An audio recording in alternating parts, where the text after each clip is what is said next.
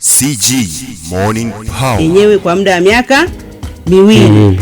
Unaona, baada ya miaka miwili sasa, kutokana kwamba kama nimesema ni maamuzi ya mtu na mwenza wake au yeye mwenyewe, wanapanga kutokana na nini, na kipato chao, si ndio? Ina maana kwamba yani kuzaa lazima kupishana namna hiyo, lakini waangalia kipato chako. Je, hao watoto jua wanataka elimu, lishe bora, malazi bora, si ndio? Isionekane kwamba unazaa alafu inafika hatua mtoto anafaulu kwenda shule baada form 1, unasema sina pesa, au subiri kwanza mwenzako aliyoko shule amalize ndo na wewe uende. Unaona, kitu ambacho kinaingia kwenye ukatili, unamkatili mtoto kusoma, si ndio? Kwa hiyo yani kwamba uzazi wa mpango ni maamuzi, lakini tuangalie na hii afya ya mama. Mama anatakiwa kuzaa iwe mwisho miaka 35.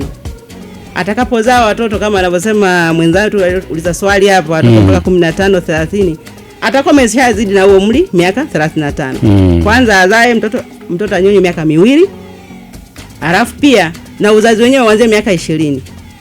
Lakini pia usizidi, mama sidai kwa zaidi ya miaka 35 kukwepana matatizo mengi ya uzazi yanayojitokeza na vifo vya uzazi vya kina mama. Asante. Okay. Na sasa kuna umuhimu gani kulingana na ambavyo wameeleza hapa wasikilizaji wetu, kuna umuhimu gani wa kufahamu hii elimu ya uzazi wa mpango mapema? Mapema kabisa.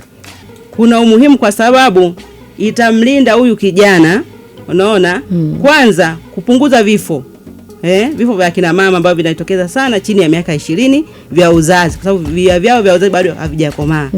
Lakini pia umuhimu mwingine ni kwamba hawa watoto wanaozaa kwa mpangilio watapata haki zao zote za msingi, ikiwepo elimu, lishe na malazi bora. Lakini pia itasaidia faida kwa huyu baba mwenyewe anayetamka. Kuna leo na kesho unaweza kakwama, watoto wale wakakosa mwelekeo nani wa kuwasaidia. Matokeo yake akawa shida tena mitaani. Akawa kipita kijana, watu wanajihami, fungeni milango, fanya hivi. Unaona, kumbe chanzo ni uzazi wa mpango. Watoto hawakuzaliwa kwa mpangilio kutokana na bajeti zilizopo, unaona. Lakini pia kuangalia kwamba huko mbele hao watoto watahitaji nini.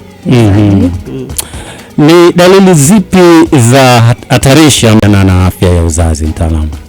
Sawa kabisa.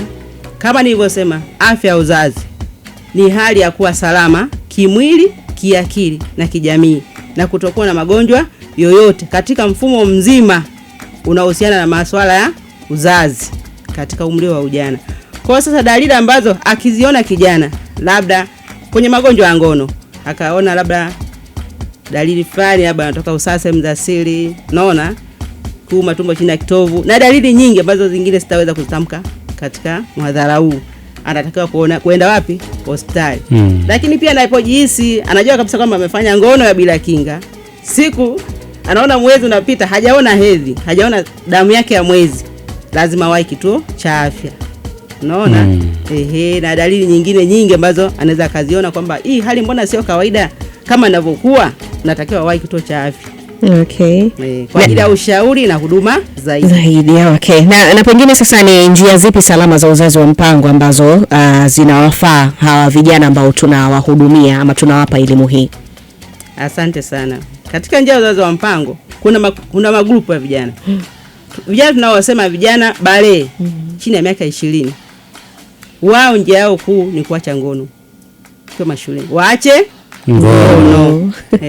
Lakini njia ya pili wasubiri.